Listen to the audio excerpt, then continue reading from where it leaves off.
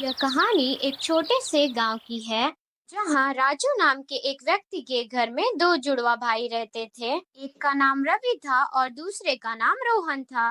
रवि और रोहन एक दूसरे से बिल्कुल अलग थे। रवि लोगों से प्यार और आदर से बात करता, सभी के साथ अच्छे संबंध बनाकर रखता।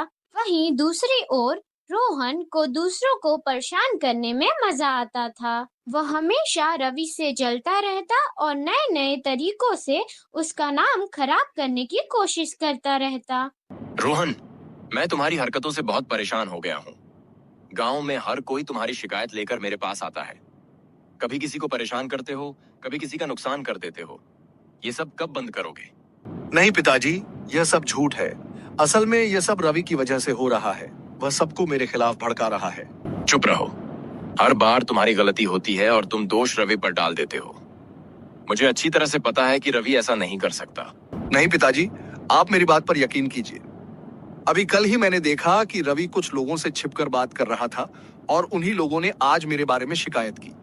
जरूर वही सबको मेरे खिलाफ कर रहा है। मुझे बेवकूफ मत बनाओ रोहन।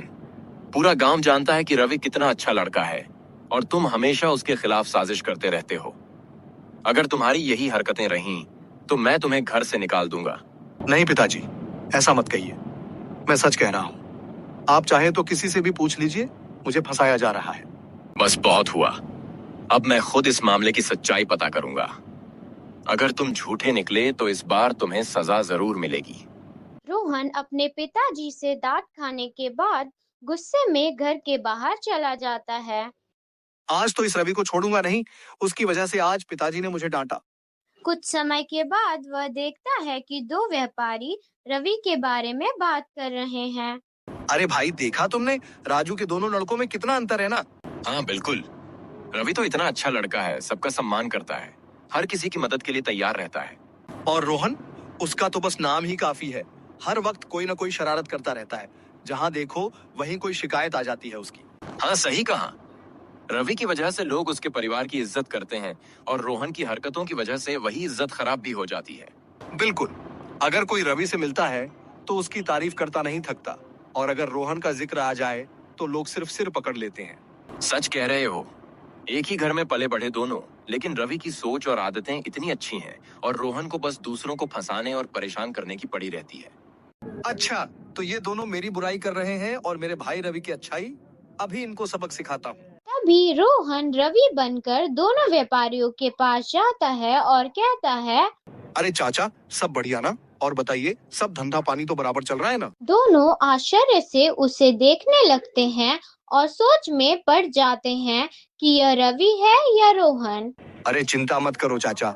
मुझे पता है आप यही सोच रहे हैं ना कि मैं रवि हूँ या रोहन। चिंता मत करो चाचा, मैं रवि हूँ। रोहन तो आवारा की तरह यहाँ वहाँ किसी को परेशान करने निकला होगा। हाँ सही कह रहे हो बेटा। मैं भी यही सोच रहा था कि भला रोहन कब से इतने अच्छे से बात करने लगा। उसे तो बात करने की भी तमीज नहीं है। कर लो जितनी बदनामी करनी है, मैं शांति से सुन रहा हूँ। इसका मतलब यह नहीं कि मैं तुम्हें छोड़ दूंगा। अभी तुम लोगों को सबक सिखाता हूँ। छोड़िए चाचा उस बदतमीज की बातें। हम भी कहाँ उसकी बातों में समय बर्बाद करने लगे। हाँ सही कह रहे हो तुम। और बताओ बेटा, कुछ खाओगे? अगर कुछ खाना है तो खा लो हमारे फलों में से। सब एकदम ताजा ताजा फल हैं। ठीक है चाचा, आप इतना कह रहे हैं तो मैं थोड़ा सा खा ही लेता हूँ। बाप रे, देख रहे हो ये कैसे खा रहा है। मुझे तो लगता है ये आज सब कुछ खा जाएगा। धन्यवाद चाचा, आपने मुझे फल खाने दिया। चलो अब मैं चलता हूँ। अभी तो मुझे घर जाकर भी खाना खाना है। मेरा तो पेट ही नहीं भरा अभी तक। क्या कहा, तुम अभी और खाओगे? इतना सब खाने के बाद भी? हाँ चाचा, चलो अब मैं चलता हूँ। रोहन दोनों व्यापारियों के ठेले से पूरा फल खा जाता है। अरे चाचा, लगता है आज आपका धंधा बहुत अच्छा हुआ है। सारे फल बिक गए। ये देखो, एक मुसीबत गई नहीं कि दूसरी आ गई। जा रोहन, आज हमें परेशान मत कर। कहीं और जा और किसी और को परेशान कर। चल जा यहाँ से। अरे चाचा, ये आप क्या कह रहे हैं? मैं रोहन नहीं, मैं तो रवि हूँ चाचा। तू रवि है? तो अभी जो हमारे सारे फल खाकर गया वो कौन था? लगता है रोहन ने हमें परेशान करने के लिए रवि का नाम लेकर हमारे सारे फल खा लिए और चला गया। क्या कहा चाचा? ये सब रोहन ने किया है? आप चिंता मत करो चाचा। मैं अभी घर जाकर पिताजी से उसकी शिकायत करता हूँ और आपके फल के पैसे पिताजी से लेकर आपको लौटा देता हूँ। ठीक है बेटा, और जरा उनसे कहना कि कुछ करो इसका, वरना पूरा गांव सर पर चढ़ा लेगा ये। ठीक है चाचा, मैं अभी जाकर कहता हूँ और आकर पैसे देकर जाता हूँ। रवि सारी बात बताने के लिए अपने पिता के पास आता है। पिताजी, मुझे आपसे कुछ जरूरी बात करनी है। बोलो, क्या हुआ? पिताजी, आज बाजार में मैं दो व्यापारियों से मिला। वो बहुत गुस्से में थे और उन्होंने मुझसे कहा कि रोहन ने उनके सारे फल खा लिए और पैसे दिए बिना चला गया। फिर से वही बदमाशी। ये लड़का कब सुधरेगा? हाँ पिताजी, वो बहुत नाराज थे। उन्होंने कहा कि अगर रोहन ऐसा ही करता रहा तो पूरा गांव उससे परेशान हो जाएगा। मैंने उन्हें भरोसा दिलाया कि मैं उनके पैसे चुका दूंगा। बहुत गलत कर रहा है रोहन, हमें उसका कुछ करना होगा। कितने पैसे देने हैं उन व्यापारियों को? कुल मिलाकर 200 रुपए के फल खा गया था रोहन। ये लो 200 रुपए, जाकर उन्हें दे दो और उनसे माफी भी मांग लेना हमारी तरफ से। जी पिताजी, मैं अभी जाकर पैसे दे देता हूँ। और सुनो, रोहन के आते ही उसे मेरे पास भेजना। आज तो मैं उसकी अच्छी तरह से खबर लूंगा। सारी बात सुनने के बाद रोहन के पापा उसका वही इंतजार करने लगते हैं। रात होते ही जब रोहन घर आता है तो अपने पापा का गुस्सा देखकर समझ जाता है कि जरूर आज मैंने जो किया है किसी ने घर आकर पापा को बता दिया है। अरे यार, आज तो पापा बहुत गुस्से में लग रहे हैं। लगता है रवि ने घर पर सारी बात बता दी होगी। अब तो मेरी खैर नहीं, कुछ तो करना होगा, नहीं तो आज पापा मेरी बहुत जोर से क्लास लेंगे। मुझे कोई बहाना बनाना पड़ेगा या फिर किसी तरह रवि को ही फंसा देना होगा। रोहन, कहाँ से आ रहे हो तुम? जी, वो बस यूं ही घूमने गया था पापा। झूठ मत बोलो, मुझे सब पता चल गया है। तुमने उन फल वालों को धोखा दिया, उनके सारे फल खा गए और फिर अपना नाम रवि बताकर भाग गए। नहीं पापा, वो तो रवि ही था। मैंने खुद उसे फल खाते देखा था। मुझे तो बेवजह फंसाया जा रहा है। चुप रहो रोहन, तुम कब तक अपनी हरकतों के लिए रवि को दोष देते रहोगे? गांव में हर कोई रवि की तारीफ करता है और तुम्हारी शिकायतें ही मिलती रहती हैं। पापा, आप हमेशा रवि की ही सुनते हैं। मुझे कोई पसंद नहीं करता, सब उसी की तरफदारी करते हैं। ये तुम्हारी अपनी करनी का नतीजा है। मैंने फैसला कर लिया है, सुबह तुम उन फल व्यापारियों से माफी मांगोगे और उनके पैसे चुकाओगे। लेकिन पापा। कोई लेकिन वेकिन नहीं। अब अगर कोई और शिकायत आई तो सजा और भी कड़ी होगी, समझे? अगले दिन गांव के सरपंच के यहाँ उनका छोटा भाई किशोर उनसे मिलने आता है। अरे किशोर, कैसे आना हुआ? सब ठीक तो है? भैया, मैं आपसे एक जरूरी बात करने आया हूँ।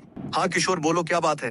भैया, मैं गांव में अपनी खुद की एक ज्वेलरी की दुकान खोलना चाहता हूँ, लेकिन मुझे काम के लिए कुछ मजदूरों की जरूरत पड़ेगी। ये तो बहुत अच्छी बात है, लेकिन अचानक ये ख्याल कैसे आया तुम्हें?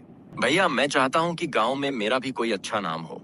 हमेशा लोग मेरे बारे में कुछ ना कुछ उल्टा सीधा बोलते रहते हैं, लेकिन अब मैं अपनी मेहनत से कुछ बनना चाहता हूँ और गांव के लोगों को भी काम देना चाहता हूँ। बहुत अच्छा सोच रहे हो किशोर। मेहनत से ही आदमी की पहचान बनती है।